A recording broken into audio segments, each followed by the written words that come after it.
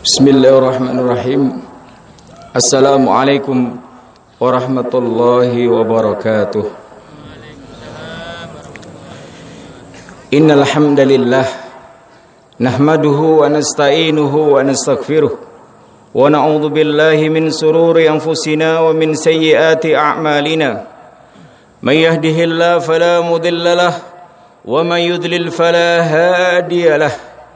Asyhadu an la ilaha illallah wahdahu la syarika lah wa asyhadu anna Muhammadan abduhu wa rasuluhu wa la nabiyya ba'dah. Wa qala azza min qail ba'da a'udzu billahi minasy syaithanir rajim. Ya ayyuhalladzina amanu taqullaha haqqa tuqatih wa la tamutunna illa wa antum muslimun. Amma ba'd fa inna asdaqal hadits kitabullah wa khairal hadi hadi Muhammadin sallallahu alaihi wasallam wa syarrul umuri muhdatsatuha fa inna kulla muhdatsatin bid'ah wa kulla bid'atin dhalalah wa kulla dhalalatin finnar. Allahumma salli ala Muhammad wa ala ali Muhammad kama sallaita ala Ibrahim wa ala ali Ibrahim innaka Hamidum Majid. Allahu akbar, Allahu akbar, Allahu akbar. Gemuruh suara takbir, tahmid, tahlil dalam rangka mengagungkan dan membesarkan Allah Subhanahu wa taala. Satu-satunya sesembahan yang tidak ada sembahan yang wajib kita sembah melainkan hanya Allah Subhanahu wa taala, sebagaimana terpatri dalam ikrar syahadah kita, la ilaha illallah, la ma'budu bihaqqin illallah. Tidak ada yang berhak untuk diibadahi, disembah melainkan hanya Allah Subhanahu wa taala. Alhamdulillah para hadirin sidang jamaah salat Idul Adha yang semoga dirahmati dan dimuliakan oleh Allah Subhanahu wa taala. Pada hari ini tanggal 10 Dzulhijjah 1441 Hijriah, kita sebagai umat Islam, sebagai hamba Allah Subhanahu wa taala di pelosok negeri Indonesia ini, setiap kita mengagungkan dan membesarkan Allah Subhanahu wa taala.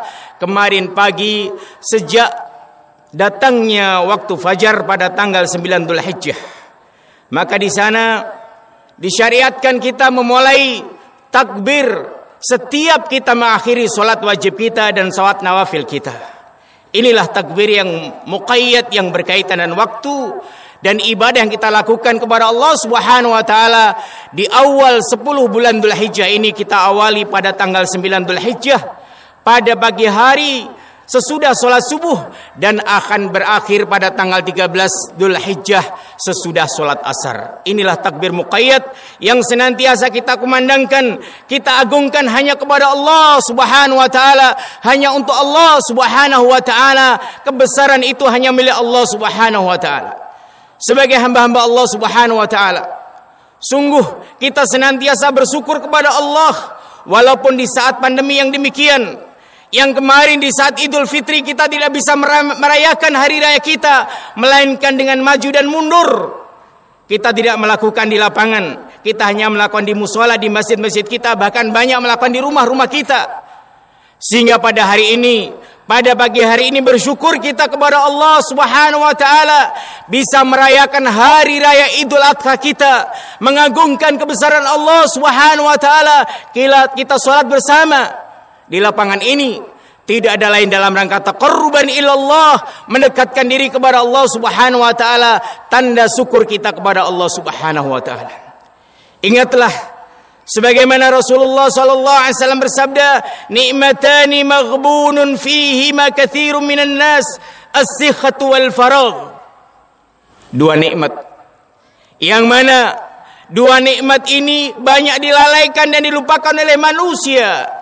Apabila dua nikmat tersebut dicabut oleh Allah Subhanahu wa taala, sungguh kita akan mendapatkan dan merasakan kerugian yang sangat luar biasa. Maka setiap saat kita senantiasa bersyukur kepada Allah dalam keadaan apapun dan bagaimanapun.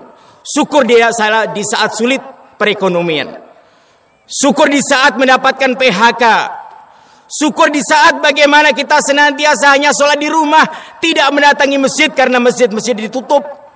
Syukur di saat dalam keadaan bagaimana, di saat musim corona ini ternyata umat Islam dikejutkan dan dikagetkan dengan rancangan undang-undang ideologi Pancasila yang itu sungguh menyakitkan dan mengagetkan kita bangsa Indonesia. Tidak ada lain, kita senantiasa bersyukur kepada Allah dalam keadaan apapun dan bagaimanapun keadaannya. Karena apa? Ketika kenikmatan itu dicabut oleh Allah Subhanahu wa taala, maka sungguh kita baru bisa merasakan betapa mahalnya sebuah kenikmatan yang Allah berikan kepada kita. Kata Rasulullah SAW, ada dua nikmat, yang mana dua nikmat ini banyak dilalaikan dan dilupakan oleh manusia. Maka apabila nikmat tersebut dicabut dan dihilangkan atasnya, sungguh manusia akan kehilangan sesuatu yang sangat besar. Ni'matani maghbunun fihi ma katsirun minan nas as-sihhatu wal faraq. Dua nikmat tersebut adalah nikmat kesehatan dan nikmat kesempatan. Sungguh hari-hari ini, minggu-minggu ini, bulan-bulan ini kita merasakan nikmatnya sehat itu sesuatu yang luar biasa. Di saat musim pandemi corona, antara kenyataan dan konspirasi, kita nyatakan dua-duanya ada.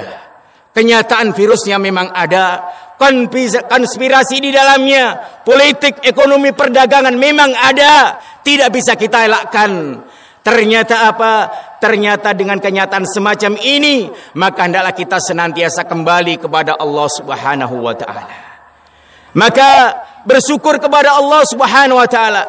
Jangan sampai ketika nikmat kesehatan dicabut oleh Allah, kita baru merasakan betapa mahalnya sebuah kesehatan. Betapa banyak para medis kita, para perawat, para dokter, bahkan guru-guru besar, ahli spesialis kedokteran, mereka harus menghadap Allah karena melayani masyarakat dan pasien, sehingga mereka menghadapi penyakit atau mengidap penyakit yang sama. Begitu banyak kematian menjemput para medis kita, para dokter yang mereka menjadi garda terdepan. Tidak ada lain, ini perjuangan berat yang mereka berikan untuk bangsa dan negara ini. Jangan sampai kita lalaikan. Maka kita berdoa kepada Allah, semoga saudara-saudara kita muslim yang meninggal dunia dalam wabah ini, semoga Allah catat mereka sebagai amalan syuhada. Karena disebutkan di dalam hadis Bukhari, bahasanya di saat taun datang, di saat wabah pandemi datang, seseorang ada di dalamnya dan meninggal di dalamnya, Allah akan tuliskan bagi orang-orang beriman ajr syahid, pahala kematian sebagai syuhada di jalan Allah Subhanahu wa taala. Kita berdoa kepada Allah, semoga saudara-saudara kita yang meninggal dunia dalam wabah corona ini, Allah ampuni dosa-dosa mereka dan Allah catat mereka sebagai syuhadanya di jalan Allah Subhanahu wa taala. Inilah kesehatan yang begitu mahal yang hari-hari ini kita rasakan, berapapun biayanya kita bayar. Bahkan apapun yang kita miliki kita jual untuk kesehatan kita. Akan tetapi ketika seseorang dalam keadaan sehat, banyak lalai dan lupanya dia kepada Allah, sehingga harus menunggu peringatan Allah Subhanahu wa taala. Karena apa? Kerusakan yang ada di atas muka bumi ini tidak ada lain musibah, ujian yang datang itu karena perbuatan-perbuatan kita. Bagaimana ibadah kita kepada Allah, bagaimana ketaatan kita kepada Allah, bagaimana salat kita, bagaimana puasa kita, bagaimana ibadah-ibadah dan amal soleh kita.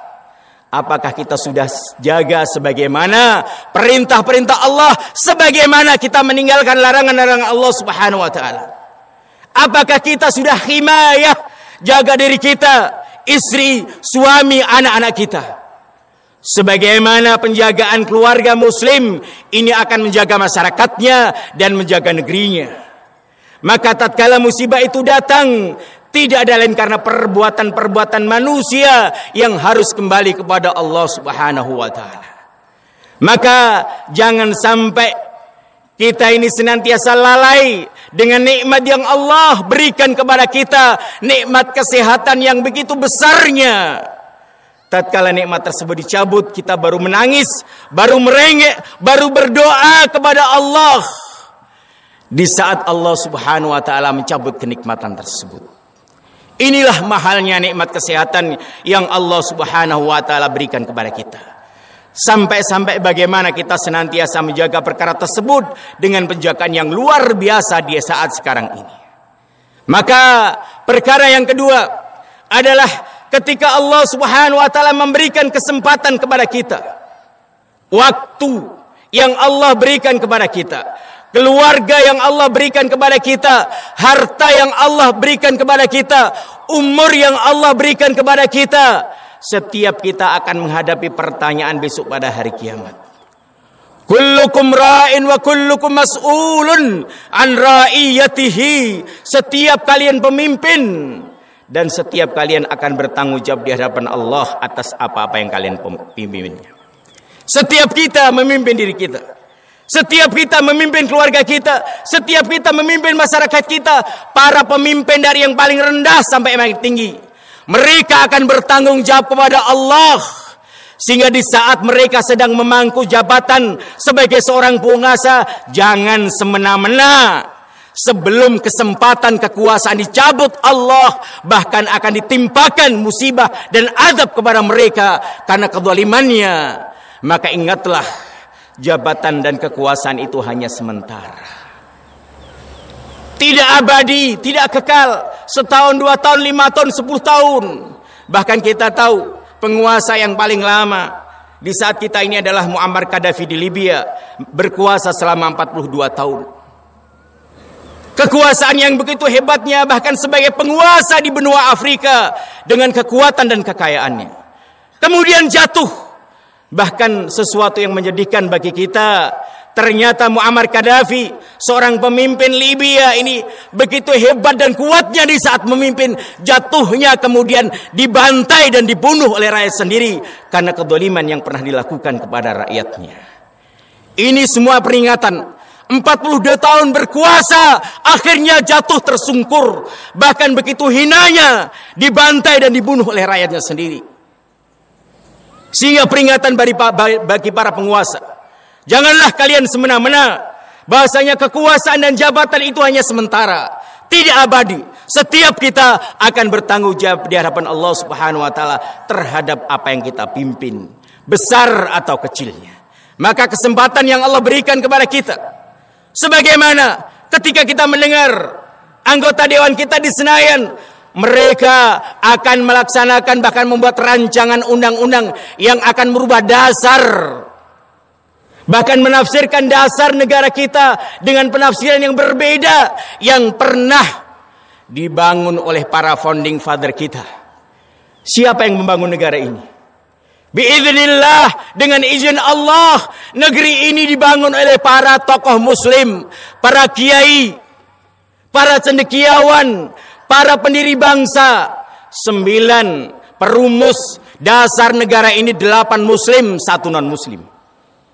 Sehingga apa? Hadiah kemerdekaan, terbangunnya negeri Indonesia yang menyatukan dari berbagai macam kerajaan dan kesultanan Islam di Nusantara ini, kemudian dirumuskan oleh para tokoh dan pendiri bangsa dengan satu kesatuan dasar Pancasila ini, hadiah umat Islam yang telah diberikan kepada negeri ini.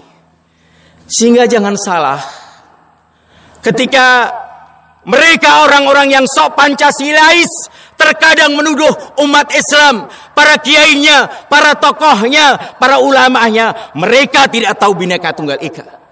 Mereka intoleran, tidak tahu toleransi. Mereka tidak Pancasilais, mereka radikal dan sebagainya. Sungguh ini tidak tahu sejarah berdirinya negara kita ini. Negeri ini dibangun di atas tetesan darah para santri, para kiai. Siapa yang ada di garda terdepan dalam rangka mengusir penjajahan ketika arek Surabaya dipimpin oleh Bung Tomo melalui siaran RRI yang sebelumnya Bung Tomo datang kepada Kiai Hasyim Asy'ari meminta fatwa jihad dalam mengusir penjajahan. Maka ada seruan jihad dalam rangka membela agama dan negara ini, sehingga bergeraklah dengan fatwa para ulama mengusir para penjajah, para santri, para kiai, para umat Islam mereka bersatu padu dalam rangka mengusir penjajah, terwujudlah negara yang dinamakan negara Indonesia. Bukan negara Islam, negara Kesatuan Republik Indonesia. Ada di Piagam Jakarta 7 kata yang dihapuskan. Akan tetapi 7 kata dalam Piagam Jakarta ini selamanya akan menjadi ruh dan jiwa di dalam kita bernegara, karena diwujudkan dalam dekret presiden tahun 59. Maka negara ini dibangun di atas Pancasila dan Undang-Undang Dasar 45 yang dijiwai oleh Mukadimah Piagam Jakarta. Walaupun 7 kata yang dihapuskan di dalam Piagam Jakarta yang itu sungguh membuat sedihnya para ulama dan para tokoh ketika itu. Akan tetapi apa? Para tokoh kita tahu, para ulama kita tahu, para pendiri bangsa ini mereka tahu bahasanya demi kesatuan negara Indonesia mereka rela menghapuskan 7 kata di dalam Piagam Jakarta. Akan tetapi ketahuilah, sila-sila Pancasila, nilai-nilai Pancasila tidak ada lain, itulah hadiah dari umat Islam dari para tokohnya. Sehingga ada seorang pendeta yang menulis bahasanya sungguh cerdas para tokoh umat Islam ketika merumuskan negara ini, karena nilai-nilai Pancasila itu sumber dari agama mereka. Tidak ada nilai ketuhanan yang Maha Esa di dalam sila Pancasila itu, melainkan hanya kalimat La ilaha illallah. Sudah dicari, sudah dikaji, tidak ada agama manapun yang memiliki makna kalimat sebagaimana di sila pertama, ketuhanan yang Maha Esa, melainkan ada di inti saripati ajaran agama Islam, yaitu kalimat La ilaha illallah. Itulah kalimat tauhid. Maka tidak ada makna yang Maha Esa, melainkan itu adalah Ahad Esa, Tuhan yang tunggal, yaitu Allah Subhanahu wa ta'ala. Maka betul pengakuan seorang pendeta Nasrani mengatakan bahasanya sungguh cerdas para tokoh bangsa umat Islam ini, yang mereka memberikan hadiah terbesar bagi kemerdekaan bangsa ini, sehingga jadilah negara yang begitu besarnya, ribuan pulau, jutaan penduduknya, mereka bisa disatukan dalam satu konteks negara Indonesia. Sehingga kesempatan yang Allah berikan kepada kita wajib kita jaga. Umat Islam di garda terdepan di saat mereka mengusir penjajah, dan umat Islam di garda terdepan di saat mereka menghadapi pengkhianat negara dan bangsa. Maka jangan sampai kita khawatir bahasanya apa? Kemenangan pasti diberikan kepada kita, kepada umat Islam yang senantiasa menjaga ketaatannya kepada Allah Subhanahu wa ta'ala. Sehingga kesempatan yang Allah berikan kepada kita jangan sampai kita sia-siakan. Kita hidupkan masjid-masjid kita. Kita hidupkan lembaga-lembaga sekolah-sekolah kita. Kita hidupkan dan ramaikan pesantren-pesantren kita. Karena apa? Tanggung jawab yang besar. Setiap orang tua mendidik anak-anaknya sebagai generasi penerusnya harus lebih baik daripada bapaknya. Harus lebih baik daripada ibunya. Kalau bapaknya kenal sholatnya sudah di usia tua, maka jangan sampai anak kita mengenal masjid, mengenal sholat, mengenal majelis taklim, mereka diakhirkan sebagaimana orang tuanya. Maka apa? Tanggung jawab setiap orang tua mendidik anak-anaknya, mendidik keturunannya, agar mereka senantiasa menjaga akidahnya, keimanannya kepada Allah. Karena itulah hakikat kebahagiaan yang sebenarnya yang akan menghantarkan setiap kita mendapatkan kemuliaan di hadapan Allah Subhanahu wa taala. Aqulu qouli hadza astaghfirullahaladzim innallaha ghafurur rahim.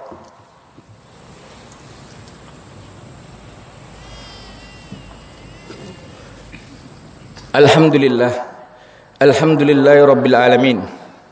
Wassalatu wassalamu ala anbiya'il mursalin wa ala alihi wa ashabihi ajmain, amma ba'd. Allahu Akbar.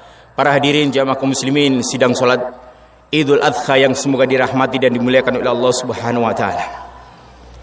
Khutbah yang kedua ini, marilah kita senantiasa mengingatkan kita pada khutbah yang pertama, dengan menjaga kenikmatan, kesehatan dan kesempatan yang Allah berikan kepada kita. Kesempatan usia kita, kesehatan kita, kesempatan kita memiliki anak-anak keturunan, kesempatan di saat kita menjabat, kesempatan di saat Allah titipkan harta kepada kita, kesempatan di saat Allah berikan kenikmatan yang begitu besar. Jangan sampai kesempatan itu dicabut oleh Allah, baru kita merintih menangis. Ingat, begitu mahalnya kesempatan yang Allah berikan kepada kita. Maka ingatlah, hari raya Idul Adha tidak terlepas dari sejarah bapak kita Nabiullah Ibrahim alaihissalam dan Nabiullah Ismail alaihissalam. Contoh satu keluarga yang mana mereka mengabdikan diri hanya kepada Allah, tidak kepada yang lain. Dengan demikian Allah jaga segala sesuatunya. Allah jaga kehidupannya, Allah jaga kebahagiaannya di dunia dan di akhirat. Ingatlah di saat Nabiullah Ibrahim alaihissalam meletakkan istrinya dan anak Ismail di tanah yang tandus kering kerontang yang tidak ada apa-apa. Akan tetapi seorang istri yang mulia, seorang istri yang salihah, dia bertanya kepada suaminya, kalau seandainya ini karena perintah Allah, maka akan mengatakan sami'na wa ata'na, sebagaimana disebutkan di dalam hadis Rasulullah SAW. Sehingga apa? Dengan ketaatannya keluarga Ibrahim alaihissalam, Ismail dan istrinya kepada Allah, maka ternyata imamul anbiya wal mursalin, imamul muwahhidin, para pemimpinnya para nabi dan rasul, para pemimpinnya orang-orang yang bertauhid adalah Nabiullah Ibrahim alaihissalam, yang mana nasabnya kemudian sampai Rasulullah sallallahu alaihi wasallam. Peringatan yang senantiasa kita rayakan pada hari ini tidak pernah melupakan bagaimana sejarah tinta emas yang telah ditulis dalam sejarah Islam keluarga besar Nabiullah Ibrahim dan Ismail dan istrinya, sehingga Nabiullah Ibrahim harus mengikhlaskan anaknya untuk disembelih, berkorban karena perintah Allah. Seorang bapak yang mana sangat cinta dan merindukan kedatangan anaknya, akan tetapi di saat anaknya sudah dilahirkan dan usia yang remaja, maka Allah perintahkan untuk menyembelih anaknya. Inilah seorang bapak yang taat kepada Allah sebagai seorang nabi, pemimpin para nabi dan rasul. Kemudian anaknya Ismail sebagaimana seorang pemuda yang ikhlas dirinya mentaati apa yang menjadi perintah Allah. Maka pengorbanan yang pernah dilakukan oleh Nabiullah Ibrahim dan Ismail, walaupun penyembelihan itu adalah bukan hakikat yang sebenarnya, karena Allah kemudian gantikan dengan domba yang Allah berikan sebagai pengorbanannya. Akan tetapi sejarah yang luar biasa dari Nabiullah Ibrahim dan Ismail ini menjadi catatan bagi kita betapa pengorbanan itu adalah sesuatu yang kita butuhkan dan perlukan, lebih-lebih di saat sekarang ini. Apa yang sudah kita korbankan untuk Allah dan agamanya? Apa yang sudah kita berikan dari kita, keluarga kita, harta kita untuk agama ini? Untuk Allah, untuk Rasulnya, dan untuk negeri ini. Setiap kita bisa bertanya kepada diri kita masing-masing. Nilai pengorbanan yang begitu besar yang dicontohkan oleh para sahabat-sahabat Rasulullah sallallahu alaihi wasallam sebagai nabinya, sebagaimana nabinya Nabiullah Muhammad sallallahu alaihi wasallam. Dengan hartanya, dengan jiwanya, dengan nyawanya, segala sesuatunya diberikan untuk agama ini. Sehingga apa? Allah muliakan mereka di dunia dan di akhiratnya. Sehingga marilah di saat yang sulit ini, sulit ekonomi, sulit segala sesuatunya, jangan sampai kita juga melupakan kesempatan yang Allah berikan kepada kita dari harta benda yang kita miliki, sehingga kita belanjakan di jalan Allah untuk membantu saudara-saudara kita, para fakir, miskin, yatim piatu, membantu pesantren, lembaga pendidikan Islam dan sebagainya. Tidak ada lain dalam rangka berjuang kepada Allah, yaitu meniti jalannya para nabi dan rasul di dalam perjuangan ini. Sehingga hari ini tanggal 10 Dzulhijjah, hari raya Idul Adha, tidak ada amalan yang paling agung dan paling besar, yang paling dicintai oleh Allah, melainkan ketika seseorang bisa menyembelih binatangnya, dikorbankan untuk Allah Subhanahu wa taala. Maka sesudah kita beranjak dari tempat kita ini, kemudian kita kembali ke masjid dan musola kita segera menunaikan penyembelihan binatang kurban. Karena pada hari inilah hari yang paling baik. Bagaimana tidak ada amal yang lebih besar yang dicintai Allah, melainkan ketika seseorang bisa menyembelih binatang kurbannya dan 3 hari tasyrik kemudiannya. Tidak ada lain, semoga Allah Subhanahu wa taala senantiasa mencatat kita sebagai hamba-hambanya yang senantiasa diberikan istiqamah di dalam perjuangan, di dalam membela agama ini, membela negeri ini, membela kemuliaan Islam, izzahnya. Maka hanya kita kembali kepada Allah Subhanahu wa taala dengan kita senantiasa menjaga istiqomah kita di dalam menjalankan agama kita. Semoga apa-apa yang saya sampaikan menjadi peringatan bagi kita semuanya. Jangan sampai kita dengan kondisi yang semacam ini semakin jauhnya kita kepada Allah, akan tetapi sebaliknya justru semakin mendekatkan kita kepada Allah Subhanahu wa taala, dekat kepada Allah dengan berbagai macam amalan ketaatan, dan kita tinggalkan berbagai macam-macam kemaksiatan yang dilarang oleh Allah Subhanahu wa taala. Allahumma shalli ala Muhammad wa ala ali Muhammad kama shallaita ala Ibrahim wa ala ali Ibrahim innaka Hamidum Majid. Allahumma ighfir lil mu'minina wal mu'minat wal muslimina wal muslimat al ahya'i minhum wal amwat innaka sami'un qaribun mujibud da'wat. Rabbana zalamna anfusana wa illam taghfir lana wa tarhamna lanakunanna minal khasirin. Rabbana la tuzigh qulubana ba'da idh hadaitana wa hab lana min ladunka rahmah innaka antal wahhab. Rabbana hab lana min azwajina wa dhurriyyatina qurrata a'yun waj'alna lil muttaqina imama. Allahumma inna na'udzubika min jahdil bala wa darikis saqa wa su'il qada wa samatatil a'da.